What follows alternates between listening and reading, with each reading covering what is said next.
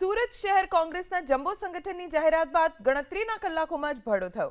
ઉપપ્રમુખ મહામંત્રી સહિતના 6 નેતાઓએ રાજીનામા ધરી દીધા.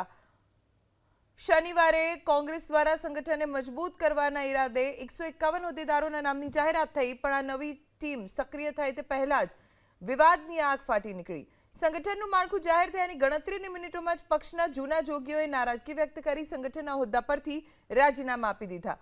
નવા જાહેર થયેલા માળખા સામે અસંતોષ વ્યક્ત કરતા ઉપપ્રમુખ સુરેશ સુહાગિયા, મહામંત્રી દીપક પટેલ, મંત્રી અશ્વિન સાવલિયા, કારોબારી સદસ્ય કેસર અલી પીરજાદા અને નાસર સિમેન્ટવાળાએ રાજીનામું આપી દીધું.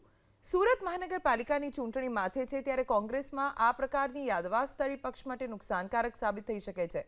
એક તરફ આમ આદમી પાર્ટી અને ભાજપ પોતાની વ્યૂહરચના ઘડી રહ્યા છે, ત્યારે કોંગ્રેસ પોતાના આંતરિક અસંતોષને ડામવામાં નિષ્ફળ થઈ રહી છે. 151 સભ્યોની જંગી યાદીમાં જૂના અને વફાદાર કાર્યકરોની અવગણના થઈ હોવાની ચર્ચાએ જોર પકડ્યું છે.